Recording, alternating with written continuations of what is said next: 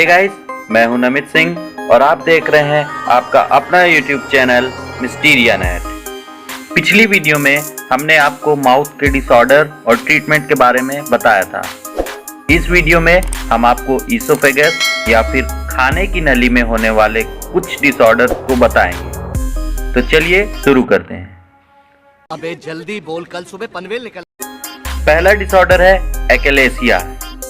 ये एक रेयरली होने वाला डिसऑर्डर है जिसमें ईसोफेगस की नर्व डैमेज हो जाती है और ईसोफेगस पैरालाइज्ड कंडीशन में आ जाता है, जिसकी वजह से वहाँ की होने वाली मसल दब जाती है और हम किसी भी तरह की खाने या पीने वाली चीज़ों को नहीं ले पाते।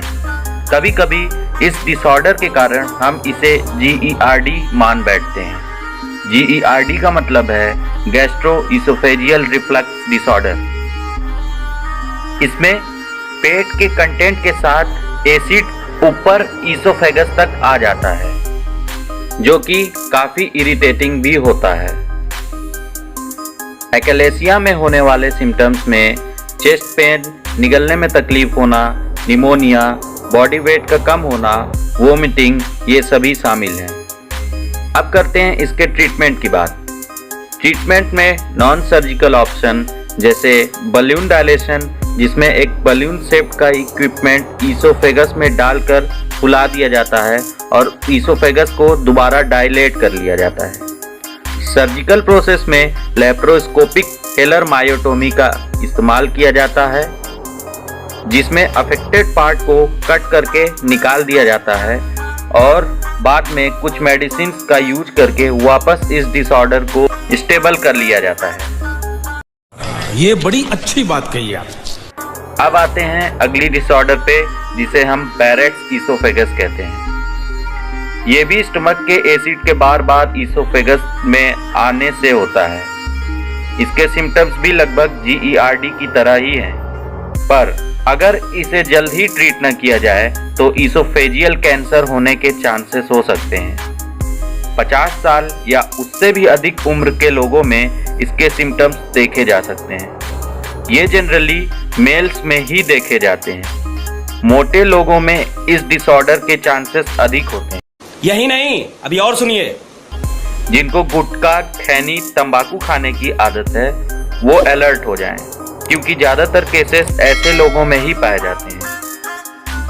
बैरेट्स ईसोफेगस के सिम्टम्स में हार्टबर्न, रिगर्जिटेशन, जिसे हम एसिड रिफ्लक्स के नाम से भी जानते हैं, निगलने में तकलीफ होना, ये सभी शामिल हैं।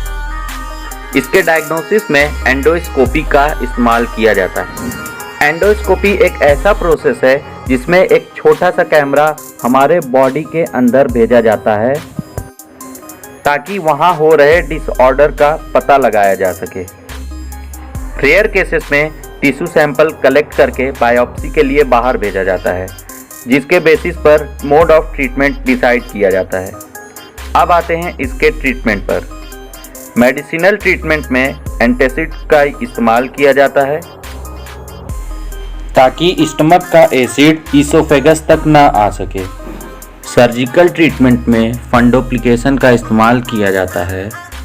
फंडोप्लिकेशन के प्रोसेस में स्टमक के ऊपर वाले हिस्से को ईसोफेगस के पास रैप कर दिया जाता है, जिससे स्टमक का एसिड ईसोफेगस तक न आ सके। सेकेंड मोड ऑफ ट्रीटमेंट में डायलेशन का इस्तेमाल किया जाता है, जिसमें ईसोफेगस के मसल्स को डायलेट किया जाता है।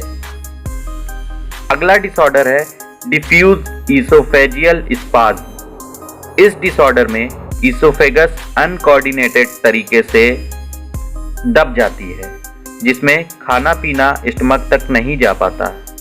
इसमें हमें ऐसे लगने लगता है जैसे वो हमारे चेस्ट के आसपास रुक रहा हो। सिम्टम्स में चेस्ट पेन या फिर हार्ट बर्न शामिल है। कुछ केसेस में एक्लेसिया जैसे गंभीर डिसऑर्डर भी हो सकते हैं। डायग्नोसिस में एंडोस्कोपी का ही इस्तेमाल इसमें भी किया जाता है। ट्रीटमेंट में बोट्युलिनम टॉक्सिन का इस्तेमाल किया जाता है, जो कि हमारे ब्रेन से निकलने वाले न्यूरोट्रांसमीटर एसिटिलकोलिन को ब्लॉक कर देता है, जिससे ईसोफेगस के मसल को दबने से रोका जा सके। सर्जिकल ट्रीटमेंट में इसोफेगस के नीचे के हिस्से में होने वाले अफेक्टेड मसल को काट कर अलग कर दिया जाता है, पर ऐसा सिर्फ क्रिटिकल कंडीशन में ही किया जाता है। अब आते हैं मेजर डिसऑर्डर पर, जो आपने अक्सर सुने होंगे। Oesophageal cancer. इसोफेजियल कैंसर में खाने की नली यानी इसोफेगस में टिश्यू का अनवांटेड ग्रोथ हो जाता है, जिससे वो सक्रिय हो जाता है और हमें कुछ भी निगलने में तकलीफ होने लगती है। इसके सिम्टम्स में भी चेस्ट पेन, जलन होना, वजन का कम हो जाना, निगलने में तकलीफ होना आदि शामिल हैं। ये अक्सर मदिरापान और धूम्रपान करने वालों को ही होता है। डायग्नोसिस में अगेन एंडोस्कोपी का इस्तेमाल किया जाता है, जिसमें अफेक्टेड टिश्यू लेकर उसे बायोप्सी के लिए बाहर भेज दिया जाता है। सीटी स्कैन का इस्तेमाल करके ये देख लिया जाता है कि ट्यूमर कितने एरिया में फैल चुका है। ट्रीटमेंट में एंडोस्कोप की मदद से प्रॉपर सर्जरी के माध्यम से ट्यूमर को निकाल दिया जाता है, जिसके बाद कीमोथेरेपी और रेडिएशन का इस्तेमाल करके इसे नॉर्मल कर दिया जाता है, जो कि एक लंबा प्रोसेस है और बेहद खर्चीला भी। तो ये थे इसोफेगस से रिलेटेड कुछ गंभीर डिसऑर्डर। अब चलते हैं स्टमक डिसऑर्डर की ओर। स्टमक डिसऑर्डर में GERD, जिसे हम गैस्ट्रोइसोफेजियल रिफ्लक्स डिसऑर्डर भी कहते हैं, इसमें हार्टबर्न जैसे सिम्टम्स देखे जा सकते हैं। कभी कभी ओवर ईटिंग की वजह से स्टमक में होने वाले एसिड इसोफेगस तक आ जाते हैं। सीवियर केसेस में ये एसिड माउथ तक भी आ जाता है, जो कि बेहद इरिटेटिंग हो जाता है।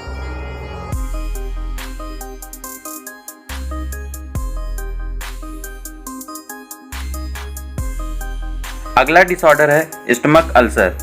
ये एक कॉमनली होने वाला डिसऑर्डर है, जिसमें स्टमक में मौजूद एसिड वहां के टिश्यू को डैमेज कर देता है। आइए इसे समझते हैं। देखिए, हमारे स्टमक में एसिड होता है, जैसा कि मैंने आपको पिछली वीडियो में बताया था। इसका pH 1.5 के लगभग होता है, जो कि बेहद खतरनाक है। इसका निगेटिव इम्पैक्ट वहां की टिश्यू पर पड़ सकता है। अब ऐसा न हो, इसके लिए हमारे स्टमक में म्यूकस की मोटी लेयर होती है। म्यूकस एक स्लिपरी फ्लूइड होता है, जो कि प्रोटेक्शन का काम करता है। जब ये म्यूकस कम हो जाता है, तब एसिड टिश्यू से रिएक्ट कर जाता है और स्टमक अल्सर बना लेता है। स्टमक अल्सर हेलिकोबैक्टर पाइलोरी नाम के बैक्टीरिया से भी होता है। लंबे समय तक एंटी इन्फ्लामेटरी ड्रग्स लेने की वजह से, जैसे एस्पिरिन, आइब्रूफेन या नेप्रोक्सेन का इस्तेमाल करने से भी स्टमक अल्सर हो सकता है। सिम्टम्स में पेट में दर्द होना, जलन होना, वोमिटिंग आना, हार्टबर्न, एनीमिया जैसे गंभीर तकलीफें शामिल हैं। डायग्नोसिस और ट्रीटमेंट के लिए पहले पूरी तरह से सिम्टम्स का पता लगाया जाता है, उसके बाद ही कोई एक्शन लिया जाता है। डॉक्टर आपके डाइट हिस्ट्री को जानेंगे और उसके बाद ही आपको मेडिसिन प्रिस्क्राइब करेंगे। रेयर केसेस में एंडोस्कोपी का यहाँ भी सहारा लिया जाता है, जिसमें स्टमक के छोटे टिश्यू को लेकर उसे बाहर बायोप्सी के लिए भेजा जाता है। अब आते हैं स्टमक कैंसर पे। स्टमक कैंसर को गैस्ट्रिक कैंसर भी कहते हैं। ये स्टमक के किसी भी पार्ट में हो सकता है। आपकी ज़्यादा जानकारी के लिए मैं आपको बताना चाहूँगा, स्टमक के 4 पार्ट होते हैं: कार्डियक, फंडस, बॉडी और पाइलोरस। कार्डिया वाला पार्ट हार्ट के बेहद नज़दीक होता है, इसलिए हम इसे कार्डिया कहते हैं। फंडस पार्ट जहाँ सिर्फ गैस होती है। बॉडी जो कि स्टमक का मेन पार्ट होता है, जिसमें HCl भरा होता है।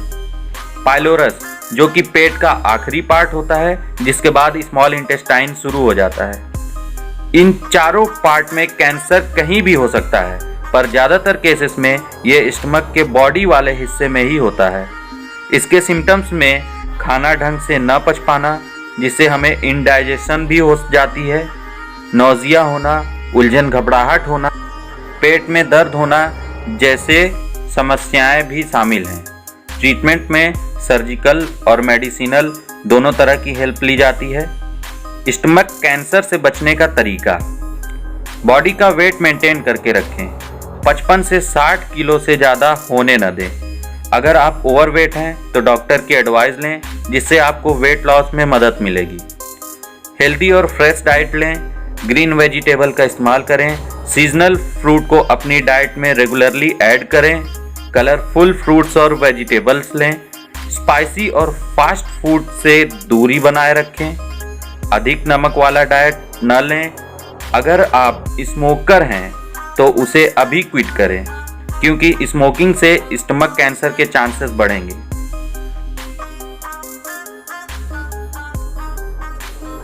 तो लीजिए, हमने आपको ईसोफेगस और स्टमक के कुछ गंभीर डिसऑर्डर को बता दिया है।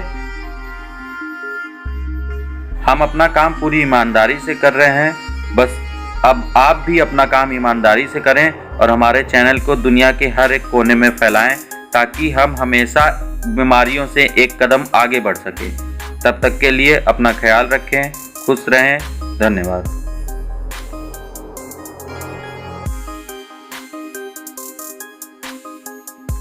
मजा आया, और मैं ये जो मजा है हिंदुस्तान के हर व्यक्ति को देना चाहता हूं।